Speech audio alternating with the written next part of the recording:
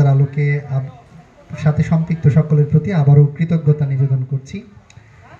আমি বাস্তবতার আলোকে তিনটা বিষয় যারা আমরা এখানে আছি সবাইকে নিয়ে আমি এই কথাটি বলতে চাই। এই মুহূর্তে আমার কাছে মনে হচ্ছে বাংলাদেশ সবচেয়ে বেশি ক্রাইসিস মোমেন্টসে আছে, সংকটাপন্ন পরিস্থিতিতে আছে।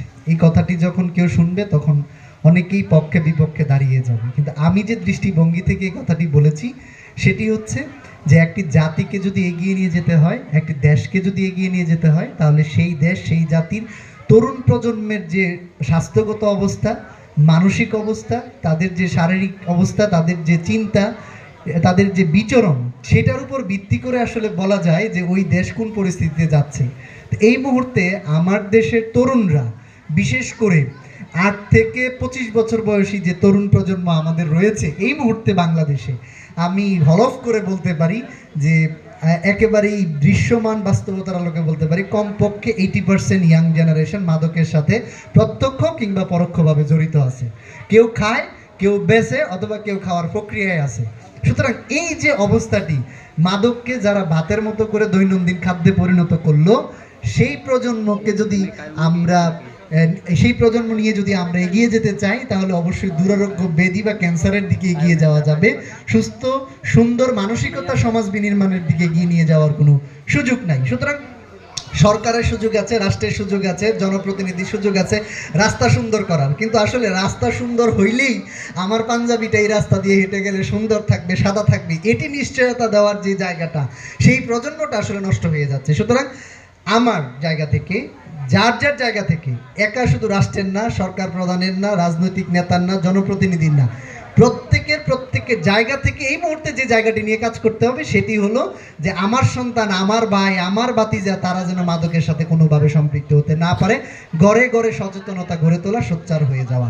এবং দ্বিতীয় যে কথাটি বলতে চাই, অনেকেরই একটি মানসিকতা আছে যে রহিমের সন্তান নষ্ট হইলে আমার কি, আমারটা ঠিক রাখুক। কিন্তু এটি আমরা বুঝতে পারি না, ক্যান্সার যদি শরীরের কোনো একটা অঙ্গে হয় তাহলে সেটা অন্য অঙ্গে ছড়িয়ে যেতে সময় লাগে না।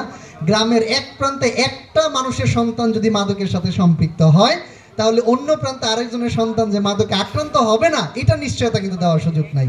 সুতরাং গা বাঁচানোর কোনো সুযোগ নাই।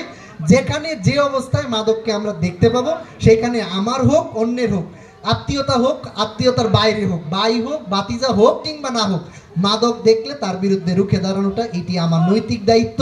অন্যের সন্তানকে বাঁচানোর জন্য যদি আমি দায়িত্ব গ্রহণ করি, তাহলে আমার সন্তান বাঁচানোর জন্য অন্য কেউ দায়িত্ব গ্রহণ করবে। এটি যদি আমি বুঝতে না পারি, তাহলে এই সমাজ বা দেশের ধ্বংস অনিবার্য। সুতরাং অনেক বড় পরিক্রমা থেকে দেশ নিয়ে চিন্তা করার সুযোগ নাই।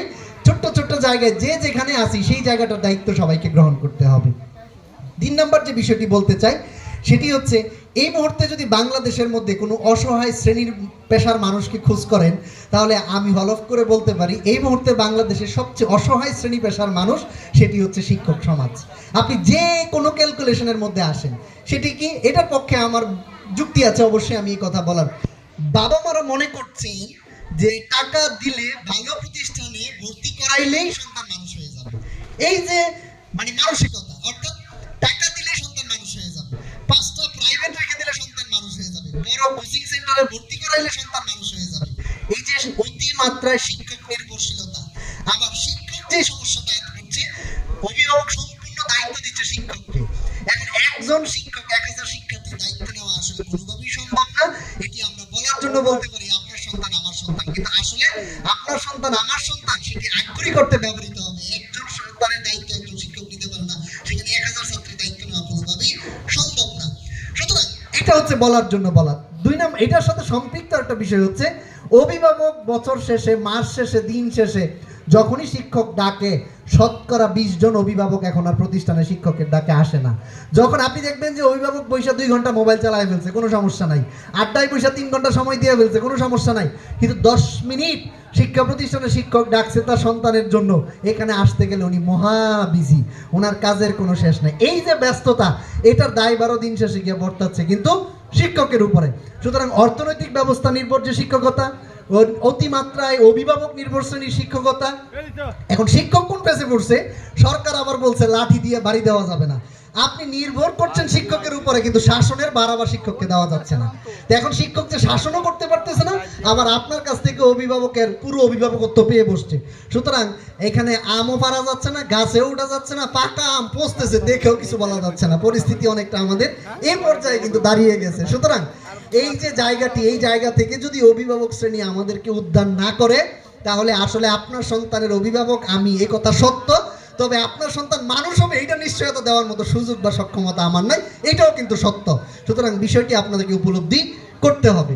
আপনি দেখেন যে কি পরিমাণ অস্থিতিশীল পরিস্থিতির মধ্যে আমরা আছি, যে শিক্ষা প্রতিষ্ঠানে গিয়ে বলতেছে যে স্যার আমার সন্তান যেন মোবাইলটা না চালায়, এই ব্যাপারে আপনি একটু বইলা দেন। আমার প্রশ্ন হচ্ছে, বিষ কিনা দিলেন আপনি, খাইবেন আপনার সন্তানে, এখন পাহারা দিয়ে দেওয়ার দায়িত্ব হচ্ছে আমার। এটা আমি কোন সময় পাহারা দিয়ে রাখবো, বিষ কোন সময় খাইবো এটা আমি কেমনে জানি? এখন মোবাইল কিনে দেওয়ার সময় আপনি আবেগী মানুষ, আপনার আউসের সন্তান, আবেগের সন্তান, ভালোবাসার সন্তান, সক্ষমতার সন্তান, কিন্তু পাহারাদার বানাইছেন আপনি আমারে। এখন আমি পাহারা তো দিই মাত্র 6 ঘন্টা, বাচ্চা বাসায় থাকে 18 ঘন্টা, সেটি নিয়ে কিন্তু কোনো অভিভাবকের কর্ণপাত নাই। বাংলাদেশে এখনো অনেক প্রতিষ্ঠান, বিশেষ করে আমার পরিচালিত কোনো প্রতিষ্ঠানে কিন্তু আমরা মোবাইল ফোন অ্যালাউ করি না। তাহলে এই যে 5-6 ঘন্টা আমার নিয়ন্ত্রণে থাকে, আমি কিন্তু তাকে মোবাইলের বাইরে রাখছি, তাহলে মোবাইলটা চালাচ্ছে কোথায়? আপনার বাসায়। সুতরাং অভিভাবক হিসাবে সম্পূর্ণ দায় আপনার থাকার পরেও আপনি বলতেছেন যে শিক্ষা প্রতিষ্ঠান ভালো না। এই জায়গাটা থেকে আমাদেরকে বেরিয়ে আসতে হবে। 3 নম্বর শেষ কথা যেটি বলতে চাই, যে গতকালকে আমার সাথে একটা সংগঠনের লোকেরা একটা ইনভাইটেশন নিয়ে আমার সাথে দেখা করেছে। তো তারা আমাকে বলতেছে যে স্যার আমাদের নামে 5 জনের নামে একটা মামলা আছে, আপনি যদি একটু প্রশাসনকে বলে আমাদের এই মামলাটা একটু খালাস করে দেন তাহলে আমরা আসলে মুক্তি পাই। আমি জিজ্ঞেস করলাম কি বিষয়ে সংক্রান্ত মামলা? বললো যে বাপে প্রত্যেক দিন এসে কয় যে আমি তো করে 2 টিসিম খেত বিচ্ছা টেয়া দিই, আমার ফুতের ইচ্ছা মতো ফিডাইয়া পরে জেলখানা দিবি, হের যন্ত্রণায় বাইক থাকতাম পারতাছি না, এত মাদক খায়, মানে যা তুই যেন তুই চাইল ডাইল চিরুনি সব পেট চালাইতেছে, নিয়ন্ত্রণ করতে পারতেছি না। এখন ওই সংগঠনের কাছে গিয়ে বিচার দিছে যে তোদের চাপে সে তো কথা শুনতে পারে, তো তোরা হের ইচ্ছা মতো ফিডাইয়া তারপরে জেলখানায় দিয়ে দে, নাহলে হাসপাতাল দিয়ে দে, দায়িত্বটা আমার, আমি কোনো কিছু বলবো না। এখন তারাও তো আবেগী সংগঠন, এই মানবতার আলোর মতো এরকম 15-20 জন না মিল্লা হ্যাঁ খোঁজ রাখছে কোন সময় হ্যাঁ কিনি, তো এই সন্ধ্যার সময় মাদক কিনছে, হাতে না হাতে দইরা এমন শেষা দিছে। এখন শেষা দেওয়ার পরে বুঝলেন তো গণদোলাই খাইছে। এখন গণদোলাই খাওয়ার পরে অবস্থা হয়েছে বেগতিক। এখন বাবি গিয়ে কইতেছে তো করে মারতাম কইছি, আমার ফুলে যাতে মাদক না খায় এটা কইতে কইছি, এমনি মারতে কইছি, তোরা ইচ্ছা কইরা শত্রুতা বশত তখন মধ্যে কেউ কেউ আমার ফুলারে মেরে লেতে চাইছে। সুতরাং এখন নামে দিছে কি মামলা। তাহলে এই সংগঠনে যে মানুষের জন্য কাজ করবে সেটার পথও কিন্তু অনেক জায়গাতে এখন রুদ্ধ হয়ে গেছে, কণ্টকাকীর্ণ হয়ে গেছে, সংকটাপন্ন হয়ে গেছে। তারা আজকে আপনার সন্তানকে আইনা 100 টাকার জিনিস দিল না 1000 টাকার জিনিস দিল, এটি গুরুত্বপূর্ণ নয়। এরকম একটি সুন্দর আলোকোজ্জ্বল মঞ্চের মধ্যে আপনার সন্তানকে এই বয়সে উঠায় অনুপ্রাণিত করার যে শক্তি এবং সক্ষমতা, নিজের খাইয়া বনের মোস্ত আনানোর যে কাজটি আপনার কাছে করলো, এটির জন্য তারা বাহবা পেতে পারে, কিন্তু এখানেও কিন্তু সমালোচনা থাকবে। কেউ বলবে যে ডাইকাই না বয় রেখা বড় বড় বক্তব্য দিয়ে মাত্র 100 টাকার খাতা দিছে, কারণ তার সক্ষমতা এই অর্থনৈতিক মূল্যায়ন ছাড়া অন্য মূল্যায়নটা কিন্তু থাকে না। সুতরাং আমি আপনাদেরকে বলতে চাই, এই মুহূর্তে প্রত্যেকটি পাড়া মহল্লায় যেখানে সামাজিক সংগঠনগুলো গড়ে উঠেছে, সেই সংগঠনের সাথে সম্পৃক্ত প্রতিটি ব্যক্তিকে, ওই সংগঠনকে রাষ্ট্রের সাপোর্ট দেওয়া দরকার, রাষ্ট্রের নিরাপত্তা দেওয়া দরকার, রাষ্ট্রের সকল কাজে তাদেরকে সম্পৃক্ত করা দরকার। সংগঠন হলো একটা চেইন, একটা শিকল, গলার মধ্যে চেইন পরি, যদি একটা জায়গা থেকে এটাকে ছিঁড়ে ফেলে দেয় এই চেইনটা কিন্তু গলায় পরা সম্ভব না। সুতরাং এই মুহূর্তে সাংগঠনিক চেইন ছাড়া কোনো সমাজের মধ্যে বিচার আচার এককভাবে করা আসলে কোনোভাবেই সম্ভব না। সুতরাং সংগঠনগুলো যদি বড় হয় তাহলে আমাদের সমাজের মধ্যে শৃঙ্খলা ধরে রাখার ক্ষেত্রে আমরা একটা সামাজিক অর্থাৎ বিনা পারিশ্রমিকে একদল সাপোর্ট পাইলাম, একদল সৈন্য পাইলাম। ওই সৈন্যগুলোকে ব্যবহার করে আমরা মাদকের বিরুদ্ধে, ইফটিজিংয়ের বিরুদ্ধে, বাল্যবিবাহের বিরুদ্ধে, অপরাধের বিরুদ্ধে, অন্যায়ের বিরুদ্ধে তাদেরকে নিয়ে কিন্তু আমরা 10 জন একসাথে দাঁড়াইতে পারবো।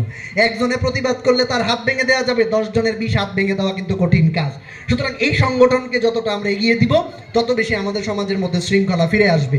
সমালোচনা থাকবে। সংগঠনকে বলতে চাই যে মানবতার আলোকে দীর্ঘ 5 থেকে 6 বছর যাবৎ আমি এটি ফলো করছি। এই মাঠে দাঁড়িয়ে জ্ঞানাঞ্জলির প্রোগ্রামেও আমি এটি বলেছি যে এই এলাকার মানুষের আশীর্বাদ পুষ্ট মানুষ, উর্বর শ্রেণীর মানুষ, কারণ এখানে জ্ঞানাঞ্জলি আছে, মানবতার আলো আছে।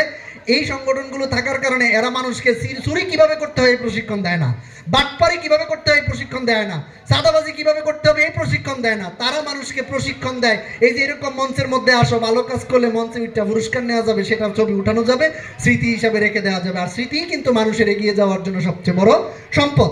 সুতরাং এই কাজটি মানবতার আলো করছে।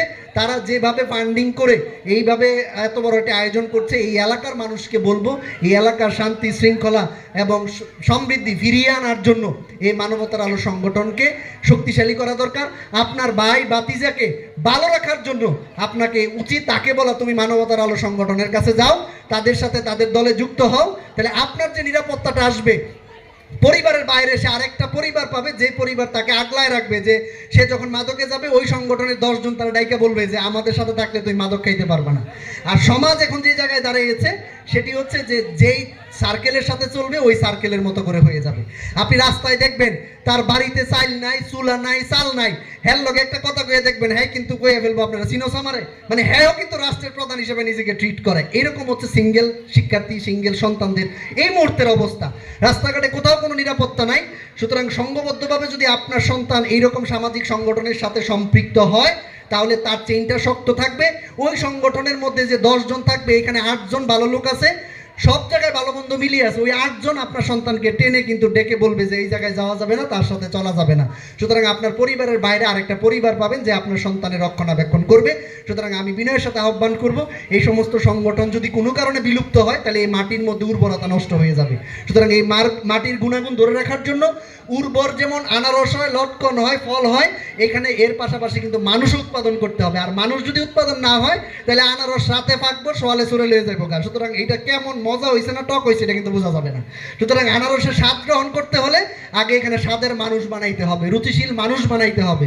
সুতরাং আমার সব জায়গায় কথা বলার একটা মাত্র জায়গা, সেটি হচ্ছে যতক্ষণ পর্যন্ত আপনি জ্ঞানী, মেধাবী, প্রজ্ঞাবান, বিনয়ী শিক্ষার্থী এবং সন্তান প্রজন্ম তৈরি করতে না পারবেন ততক্ষণ পর্যন্ত ইট বালু রড সিমেন্ট দিয়ে আপনি যত বড় বড় বিল্ডিং, দালান কোঠা, বাড়ি গাড়ি রেখে যাবেন, কয়েকদিন পরে চাকা থাকবে না, বাড়ি রেখে যাবেন, কয়েকদিন পরে ছাদের রড থাকবে না। সুতরাং ছাদের রড এবং গাড়ি দুইটাকে টিকিয়ে রাখতে হলে মানুষ তৈরি করার জন্য আমরা যেন সবাই মনোযোগী হই। নিজের সন্তানের দায়িত্ব অভিভাবকত্ব অন্যের কাছে না দেই, আমার সন্তান কার সাথে চলছে, কার সাথে মিশতেছে, কিভাবে চলতেছে, এই বিষয়গুলো যেন আমরা জাজমেন্টালভাবে কাজ করি। আর না হলে এই সমাজকে এই মুহূর্তে টিকিয়ে রাখা অনেক বেশি কঠিন। আমরা জাতি হিসেবে দুর্ভাগা, স্বাধীনতার এত বছর পরেও আমরা একজন প্ল্যানার পাই নাই, একজন রিসার্চার পাই নাই, একজন গবেষক পাই নাই যে এই এলাকার মধ্যে আগামী 20 বছর পরে রাস্তা কোনটা হইব, আবাসিক সিটি কোন দিক দিয়ে হইব, কৃষি জমি নষ্ট করবো না, একটা পুকুর নষ্ট করবো না, এই পরিকল্পনা নিয়ে কোনো নেতা আপনার কাছে আসে নাই, আসবেও না। এটি আমাদের ভৌগোলিকভাবে আমাদের সংকট আছে। সুতরাং নিজের সন্তানকে টিকায় রাখার জন্য, বাঁচায় রাখার জন্য, এলাকাকে তৈরি করার জন্য আপনি শুধু একজন মানুষের দায়িত্ব নেন, সেটা হচ্ছে আপনার সন্তানের। অন্য মানুষের দায়িত্ব নেওয়ার দিন বা সুযোগ, সক্ষমতা এই মুহূর্তে নষ্ট হয়ে গেছে। অন্য মানুষ আপনার কাছে এসে বলবে যে আমার সন্তান কথা শোনে না, তাকে দেখো কথা শোনানো যায় কিনা, আপনি একটু শাসনের সুরে যাবেন, আপনার বিপক্ষে দাঁড়ায় যাবে। সুতরাং উদ্ধার চায়, মুক্তি চায়, কিন্তু স্বাধীনতা দিতে চায় না। এই জায়গা থেকে বলয় বেরোয় এসে আমরা যেন নিজের সন্তানের দায়িত্ব নেই, এই সংগঠনগুলো যেন আমাদের মধ্যে বেঁচে থাকে, আমাদের শক্তি, সক্ষমতা, সাহস সবটা দিয়ে আমরা তাদের উপর আছি, আমরা থাকবো। আমার কথায় কোনো ভুল ত্রুটি হলে ক্ষমা সুন্দর দৃষ্টিতে দেখবেন। সমাজের নিরেট বাস্তবতা নিয়ে কথা বলার চেষ্টা করেছি, যেটি আমি উপলব্ধি করছি সেটি আমার বক্তব্যের ভাষায় আমি বলার চেষ্টা করেছি। সুতরাং কারো যদি আঘাত লেগে থাকে, কষ্ট পেয়ে থাকেন, দয়া করে ক্ষমা করে দিবেন। মানবতার জয় হোক, এই সমাজ, এই মাটি আরো বেশি উর্বর মানুষ ধারণ হোক। ধন্যবাদ সবাইকে।